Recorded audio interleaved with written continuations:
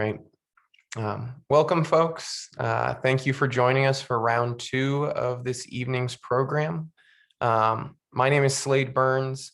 I am one of the college counselors at Kent Denver School, and it is my absolute pleasure to welcome you to this particular session. This session is going to focus on the college process, specifically for students of color. I am incredibly fortunate to be joined by 4 wonderful admissions colleagues. I'm joined by Jessica DeSantis, Senior Associate Director of Admissions at Lehigh University, Maureen Ruiz-Sundstrom, Associate Director of Admission at Harvey Mudd College, Cedric Williams, Assistant Director of Admission at Skidmore College, and our moderator for this evening's discussion, Frank Lauro, Assistant Director of Admission at the University of Denver. I will be back in about 40 minutes or so to transition us to the third and final portion of this evening's program, the college fair / Q&A portion of the evening. But without further ado, I will jump off, hand things over to Frank, and thank you all again for your time. We really appreciate you being here. Awesome. Well, thank you, Slade. Yeah, I just wanted to go ahead and start by kicking us off with the why this session and why this panel.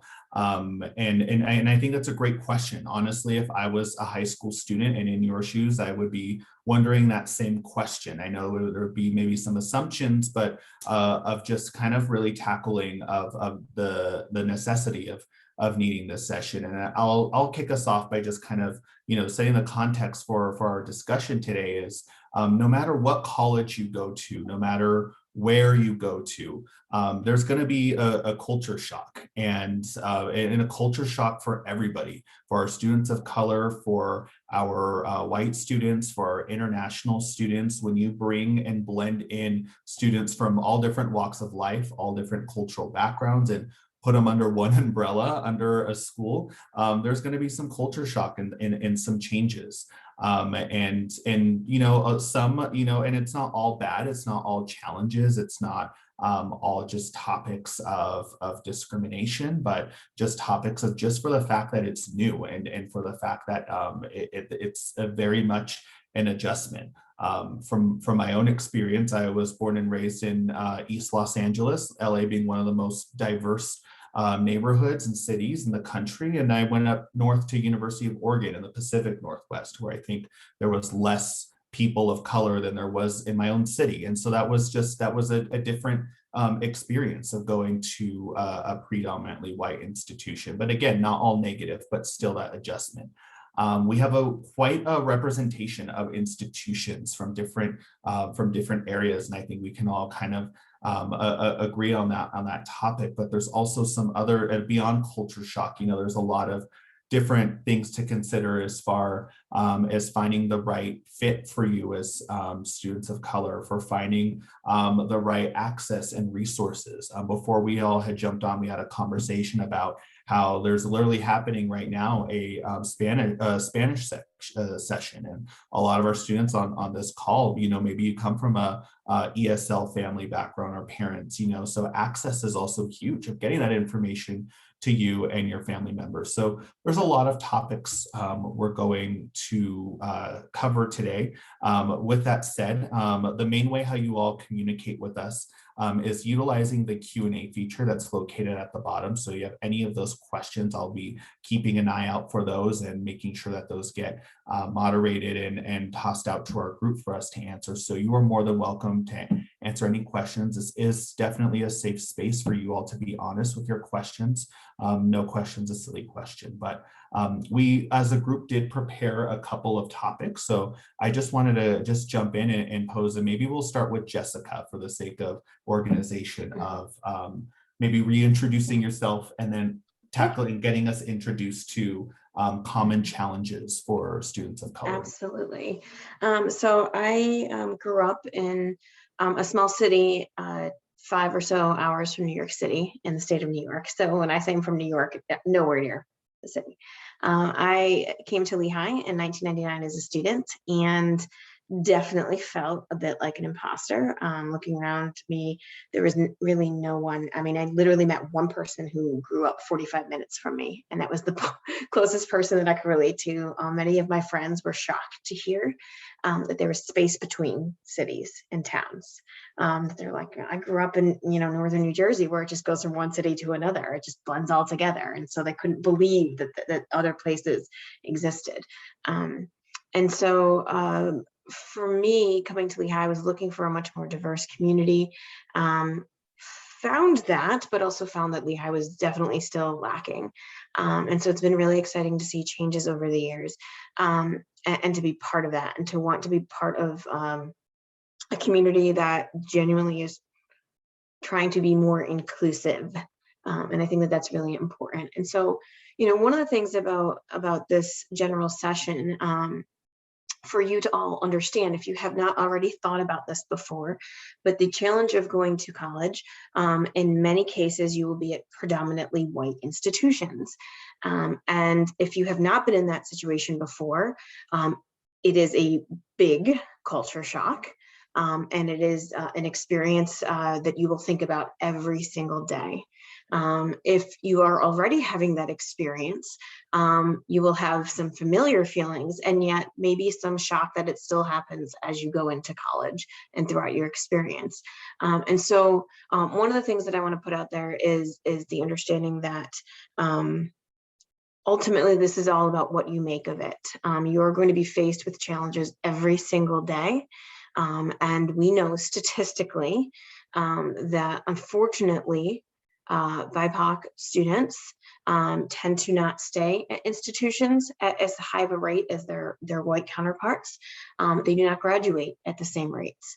And so we are here to help you maybe find a better fit in the process for you, and to perhaps start thinking about some of the ways that you can navigate your college experience by navigating your college search process. So just want to put that out there, is that you will find a great number of people who genuinely care about you in this experience, but it also takes you asking some really difficult questions and reflecting on what it is that you experience. I very much care about the challenges that you may face. But I cannot speak to them directly in terms of having the personal experience, being a person of very white origin.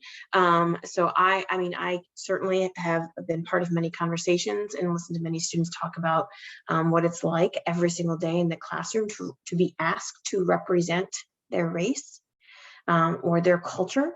What it feels like to wear a mask. And so I don't want to downplay that experience. So I'm going to stop at this moment and ask some of my colleagues to talk a little bit about some of the common challenges, perhaps as you might have even personally experienced.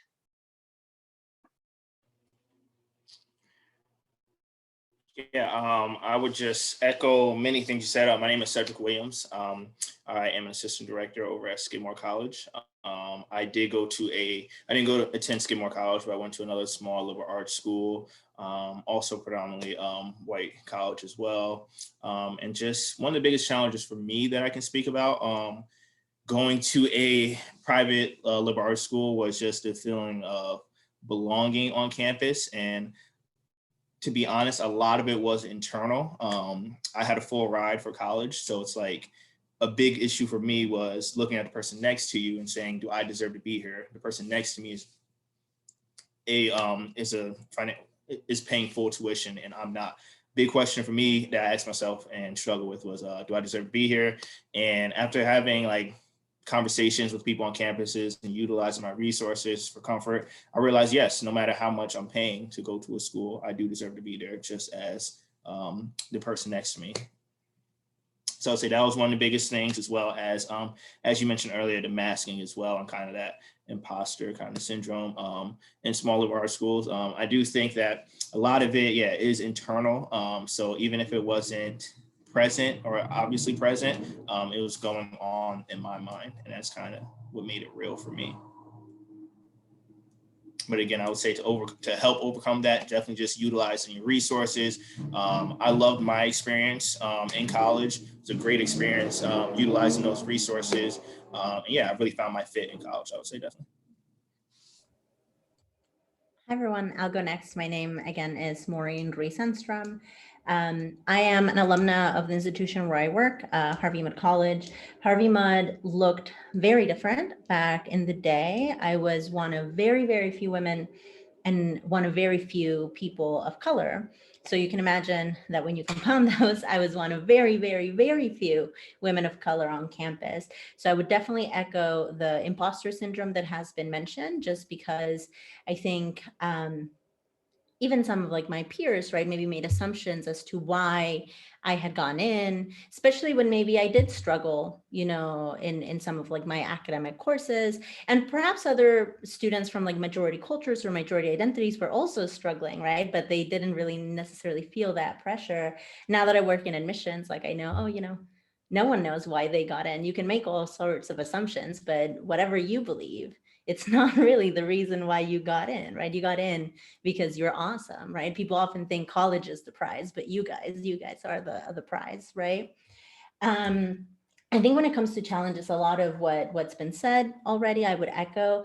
I would add this idea of just like intersectional experiences, right? I mentioned before dealing with my identity as a person of color, but also as a woman. For me, an added level was being a first generation college student too, because I did not know a lot about those resources, right? So interestingly, now I work in admissions.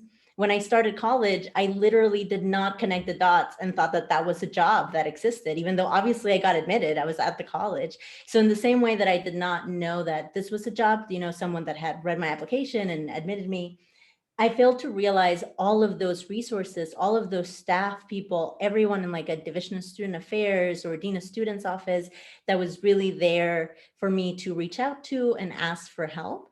And so I think that was something just like that first generation kind of like ignorance, I'll call it, right? And then I think also this like cultural burden. I grew up in Latin America, right? And with my mom, it was very much like, no, no, like no molestes a la gente, right? Like don't be like bothering people. And so I think realizing like, oh, it's not bothering people. They're literally there for me to ask questions, to talk about the things that are challenging, you know, because the system of like colleges and universities in the United States, it's confusing. If you think it's confusing, if at some point you start working through like financial aid or advising and you are confused, it's not just you, it's confusing for everyone, right? But there is a lot of resources that as we've mentioned, for you to work through those complications.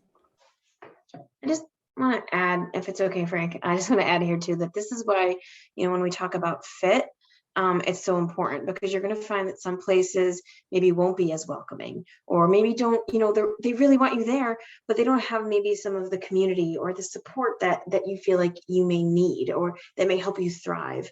And so, you know, to confront the challenges of a college experience as a person of color, I think is really important in this process, to think about what your needs are. And it's okay to say, look, I want a community, I want to find some community of people like me. That's okay. But we do encourage you in general, you know, learn about yourself, learn about others. And so don't feel like you have to limit yourself to only places that have people just like you. So I think that there's a good balance out there of options, and maybe you know, that is the best fit for you. That's okay. But you may find that you can find your own close-knit community within a larger community as well. So fit just can be really important. We all want to, we're in this because we want to support you. We want to see you come in and be successful and graduate. That is what's, or whatever happens to be in your truly in your best interest. And so just keep that in mind. That reflection, I think, is really important in this process. And we don't mean to scare you by talking about those challenges, but it's part of the reality of the search, right?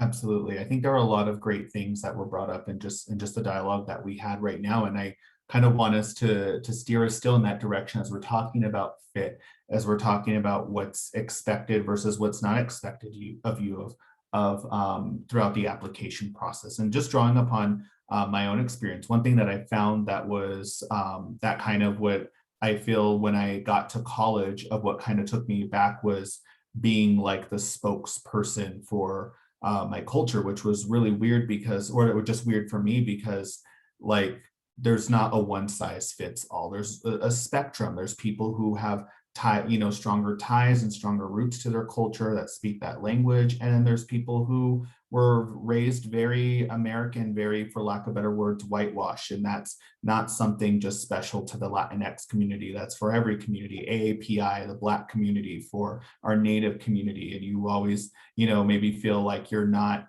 your culture enough, and then you're also not white, so you don't feel white or American enough. So there's that whole in between that you're just like, and then that you're just kind of left of like, okay, where to from here?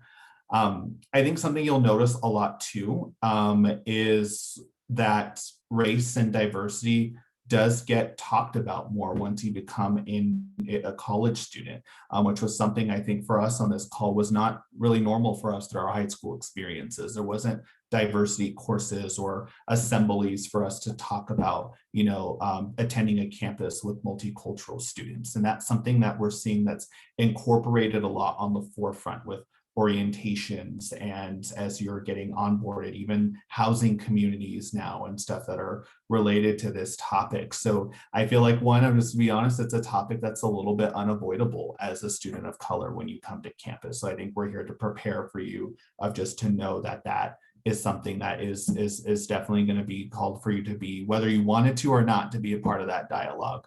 That having said that though, getting us back to like the fit and the expected of you versus not expected of you, the application process. It is not expected of you to write about your culture or to write about your race. And if you want to, that's fantastic. We've seen such beautiful essays about people's identity. But as I think either Jessica or Maureen had said, you are not admitted because you are X identity. You are admitted because, and as we do on the admission side, is do a holistic review of your application and see that you qualify to, or that this is a place for you to be because you're meant to be there. And so I think that's something to kind of demystify is that, I think a lot of people may think of, affirmative action, or if, how what do people do with that information? And so I just want to let you know that's not something that is expected of you when going through the application process. I know there's quite a bit to kind of unpack here when it comes to fit in the application process. So I wanted to turn it over to our panelists to see what other things they would like to add. I did want to add one more thing, following up on your comment about essays and what's expected of students in their essays, Frank. I think for many of communities of color, right, we do carry trauma sometimes. Perhaps it's our own because of microaggressions that we face or experiences that we've had. For others, it might be, generational trauma, because of things that our parents have gone through.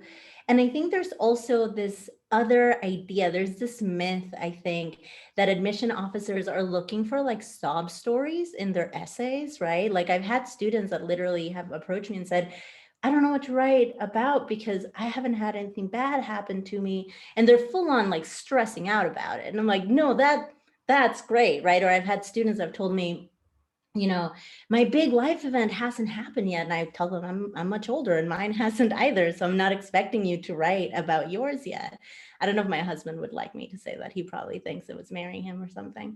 But yeah, so if you do have an event that perhaps is not the happiest memory for you, again, if that's a big part of your story, if that's what you want to share, that is absolutely fine. But please don't let anyone convince you or push you towards writing about that if that's not something that you want to share or not something you want to relive, right, by writing.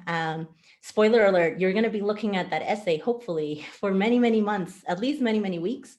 You'll review it many times over. So especially if it's a painful experience for you, that might be something that you may choose to not engage in, and that's perfectly fine.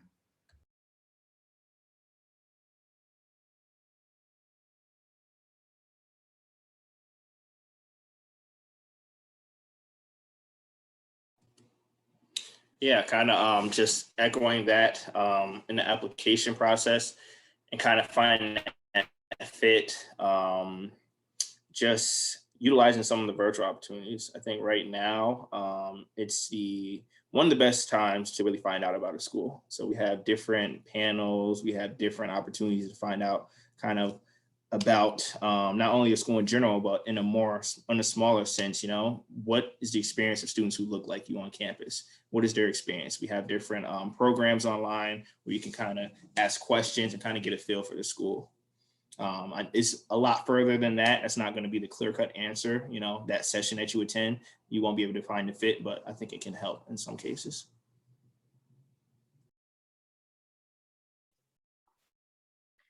I mean, I can talk about the application process in any way.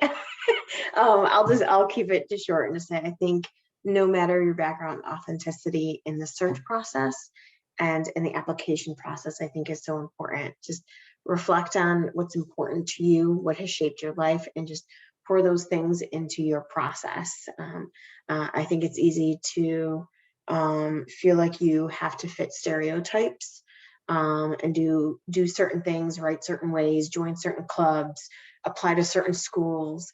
None of that is the case. When we're reviewing applications, we're trying to get to know you as an individual. And the more you do things that are like everyone else, the less of an individual you appear as. And so I would definitely just encourage that reflection at some point in your process to really think about what's important to you and make sure that we understand that when you're working on your application, because you have room for, who's going to write your recommendations beyond just, your essay topics and things, but, how you're spending your high school time. What are you joining? What are you doing?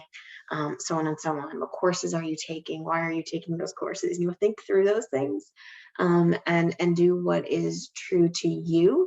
And again, I think that's when you start to become much more of an individual and your own story comes forward. And I think there's confidence in that, right? That you can build from being proud of who you are and what you're able to put forth, no matter what your experience is. Kind of just adding to that. Oh, sorry. Oh, absolutely. Go ahead, Cedric, and then I can follow up. Okay, I was going to just say, adding to that, a common thing that I do see is the activity section. A lot of students tend to downplay what they do just because you're not like the valedictorian or you're not honor society or something like that, or the kind of traditional kind of clubs that students write about. I'll interview a student and they don't list anything in their activity section, but then when I speak to them, they watch over their grandfather or they watch their little brother, they have a part-time job. Those are activities, and those are, in my opinion, more important, but just as important, I would say, as, being in a club or being in Model UN, not to down Model. I was a translator for my family, and I never realized how much time that took and how hard that was, because it's really hard to translate bachelor's degree when your parents are from different countries in Latin America and they use different words for it, right? Just like it's a small example of the most basic quote unquote word. So I know, definitely do give yourself all the credit you deserve. Something that that Jessica had brought up in the application process was about being true to you. And I think a big part of that starts with the why you're going to college and also selecting your major. And one thing that we see a lot, especially, I went through it, and our families, there's a pressure of having to be kind of pigeonholed into certain fields or to certain majors, whether that be, what are those? I think we can all say them out loud: doctor, lawyer, business executive. They're like, we're sending you to college. It's going to be a really high paying job, but that puts a lot of pressure on a lot of our students of color that have that cultural context. And it's not your parents' fault. It's not, as I've gotten getting older and looking back, it's because they're looking out for you. They want you to not struggle as much as they had to, and they want a better life for you. And in the end, it comes from love. I will say, though, in this conversation, you students have also your voice. If you are passionate about music or the arts, or you're passionate about sociology or psychology because you want to help others, or you want to be a teacher, those are such great, rewarding, and fulfilling careers and majors as well too, even when you get to the beginning into the basics of selecting your major on your application and being comfortable having that conversation with your parents. And if they need to know of, what are the rewards, what are the outcomes, then you can send them our way and we'll get you connected to our music department or our psychology department. We'll talk to you about those employment placement rates or those grad school placement rate. So I just want to encourage you all that even when you're looking as simple as choosing your major, knowing the context you're coming from, to know that that is 100% okay to also consider those fields. So I just wanted to kind of put that out there of the expectations, right, as far as what is versus what is not expected of you. Looking to just double check if you have any questions for our group, feel free to do so. We have just around 14 minutes left. Another topic and a more exciting topic now, I think, we've got through a lot of the weeds of the application process now, but resources and talking about our resources on campus. And so we connect as in admissions with a lot of our campus partners for a variety of things. So, we're kind of well versed in the resources ourselves. So I just wanted to point this over to our panelists now to talk just a little bit more about resources. How should students utilize them? When should they utilize them? So whoever would like to start. I would say they should utilize them as soon as they get on campus. Goes back to my point earlier, no matter how much you're paying, no matter what is going on, if you got enrolled, you're there for a reason, and utilize all the resources that you can on campus. And even before you get into the college, I would say utilize, us, we're resources as well, but utilizing resources, I think definitely it helps create a comfortable space. For example, Skidmore College, we have a first generation mentoring program where we connect first generation students with professors and faculty who are first generation, and just, realizing that those kind of spaces and those resources do exist on campus. Sometimes you just have to go looking for them, but definitely taking advantage of all those resources, I would say. And that's as soon as you step foot on campus. And then also realizing that one of the things for me personally in college, realizing that the resources can come from any and everywhere. They can come from people who do not look like you, and it can be just as valuable resources. So a few years ago, I participated in a program that was working, or it does work with Native and Indigenous students. And there was a student I was working closely with, and she was, she's coming from literally on a reservation. That is her whole life. That is everything she knows. And so, we're having that real honest conversation with her about, how willing are you to be in an environment where you don't have that community that understands you? Okay, and let's talk about like what makes an acceptable size for a community. Are you looking for just a few others that you can relate to on the cultural level, or are you looking for support services specifically for Native and Indigenous students? And there are some colleges and universities out there that have powwows and huge events throughout the year, that celebrate Native culture, which is really, really cool. But is that what she needs? Or is that just a piece of familiarity that would be nice? So we had many conversations about, what is it that she's really truly looking for in her college experience? And I think that that's, I mentioned being reflective before, and I think that that's so important in this process is it having others around that look like you or that are from the same area? Or is it about having support services? Is it about all the different affinity groups? Is it about really specific affinity groups, like people who exactly know, like Maureen, as you were talking about, like different dialects, people that know that same exact language. I remember one of our alums who is from Arizona, she came out to the East Coast thinking, oh, all the Latino people that will be around me will be Mexican, just like in Arizona. And she realized, oh my gosh, like that is not the case. She met, Dominicans, Puerto Ricans, people from all these different kind of parts of Hispanic or Latino backgrounds and everything. And so that was an eye-opening experience for her, which was really kind of cool. But had she limited herself to just look for those Mexican communities, she might not have realized that there was this growth potential in her understanding of her identity and others. And so I think it's really important to be reflective of what's important to you. What do you need? And so look around at the resources, ask questions, talk to current students. Don't just use stuff that's out on the internet, because it's really easy for anyone to say anything about any place. And I know that you want to really know and understand what it might be like somewhere, but you don't know who's actually writing things, and what the truth may or may not actually be. And so I think one of the things that can be really telling is talking to somebody, a student that you might be connected to either through the admissions office or through one of the affinity centers. At Lehigh, we have an Office of Multicultural Affairs. That could be a great, way to understand more about, okay, so what is student life really like? Would I be one of the only people? Okay, I wouldn't be. Okay, so help me understand, culturally, what are we looking at? What is the administration like? Are they receptive to ideas and to change?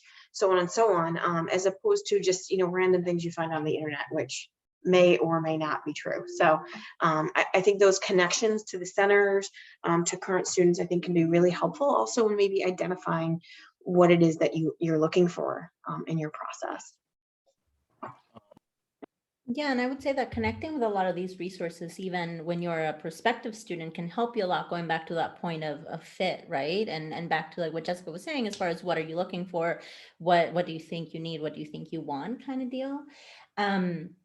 I will say something that I always tell students. So people that work in offices of admission, people that work in Dean of Students offices or any department of student affairs or community engagement, or, like the Office of Black Student Affairs or the first generation mentoring program, or even like learning programs like tutoring or something like that, right?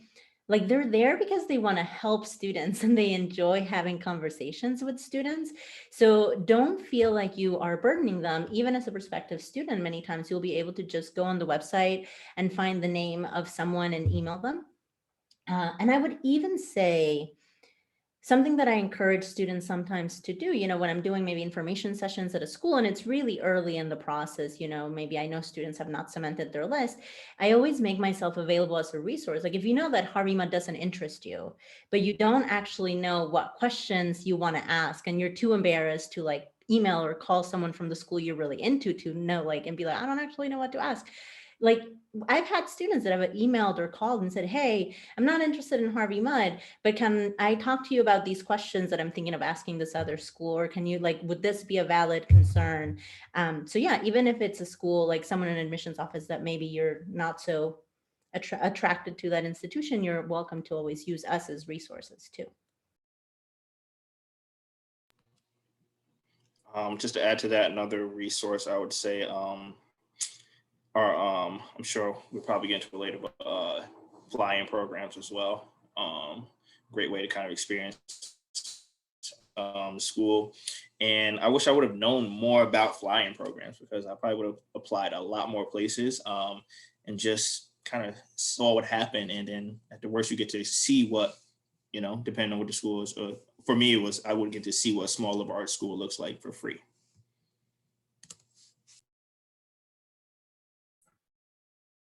Absolutely. I think kind of just from hearing what the group was saying, and to kind of bring us all together, resources are a great way for you to get both academic and social and moral support.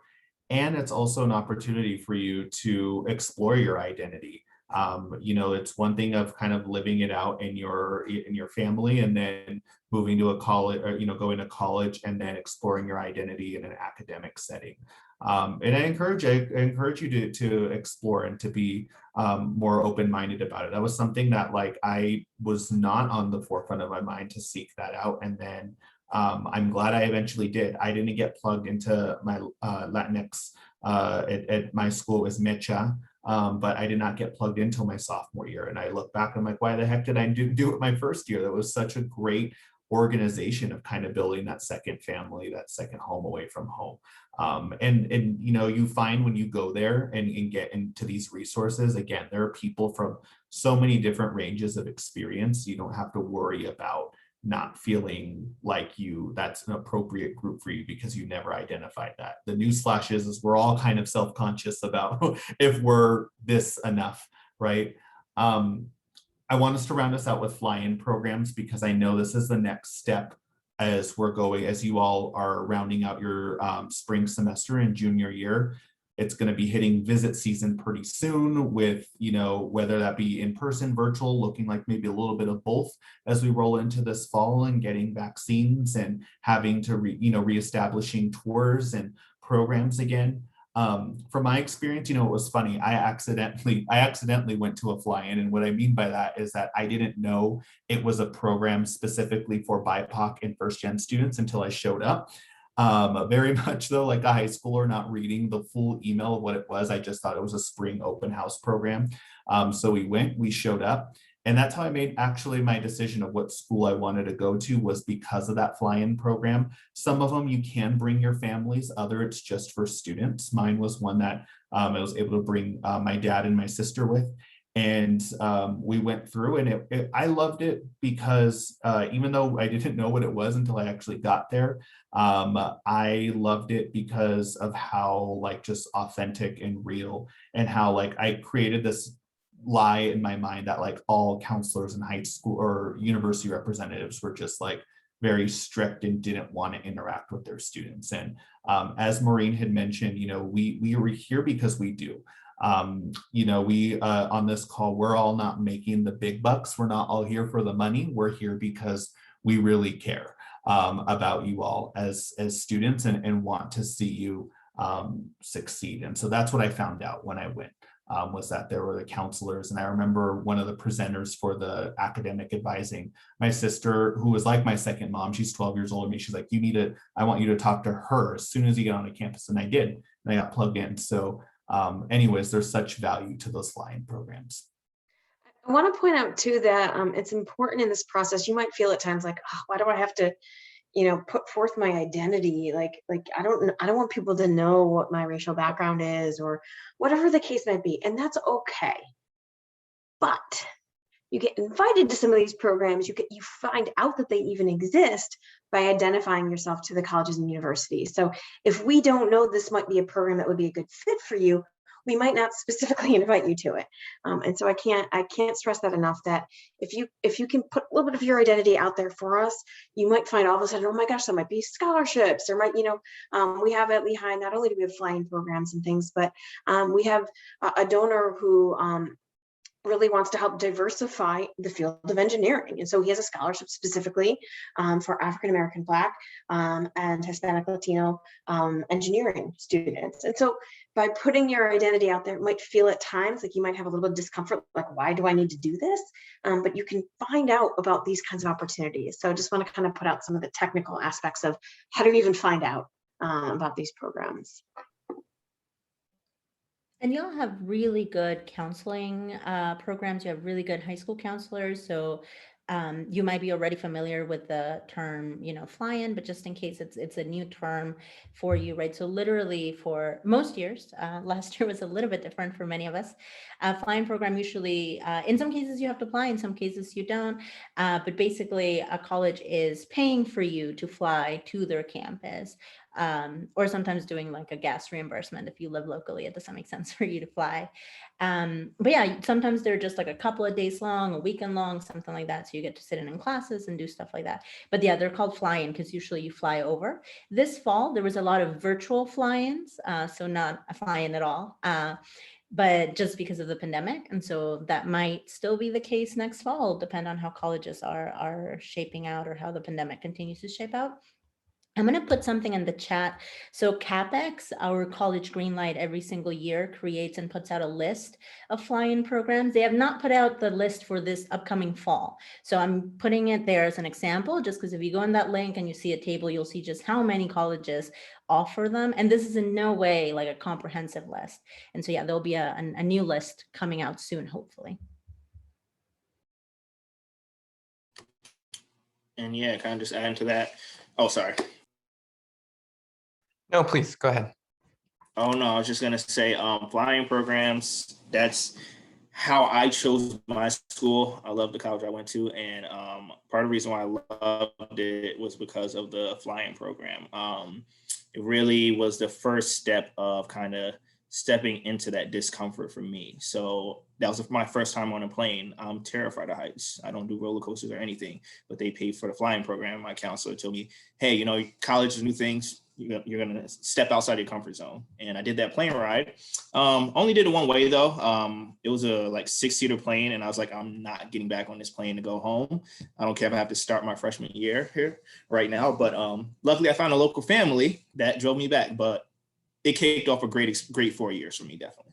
So. Yeah, I know folks when I helped out with flying programs. I mean, I know folks that met like some of their best friends on flying programs, even if they didn't end up going to college together. Like you might see the same folks at different flying programs. You'll be like, oh, I saw you in New York and now we're here in LA. So just, yeah, great ways to like meet young people that you're going to really be excited about and have relationships with for a long time. So another great aspect that I've observed. With that, I want to deeply thank our panelists. Something that just, I knew this, but it's always great to be reminded of it. It's just that these are like genuinely good people. The people that do this work are just generally, they want to see you be successful, whether that's at their college or whether it's somewhere else. They really do want the best for you. And yeah, it's really great to be reminded of that. So I want to thank you all so much for sharing personal experiences, professional expertise, bringing the two together. Frank, thank you so much for kind of leading the charge, and thank you to everyone for chiming in really thoughtful, significant ways. I'm going to put just a couple things in the chat. The first one is going to be kind of a messy looking Google Doc, but that is a survey that if you want to fill it in and just kind of provide some thoughts on either the first or second program that you attended, please feel free to do so there. And then the second link that I'm going to put in will just direct you back to the main Strive Scan registration page. And if you return to that, you'll see now that there are breakout rooms that the colleges have provided where you can have more one-on-one conversations. It'll be just a standard Zoom room where you can be on video and don't have to ask via Q&A. So I want to let our panelists head off to that. Thank you again so much. Really appreciate your time this evening. Thank you again.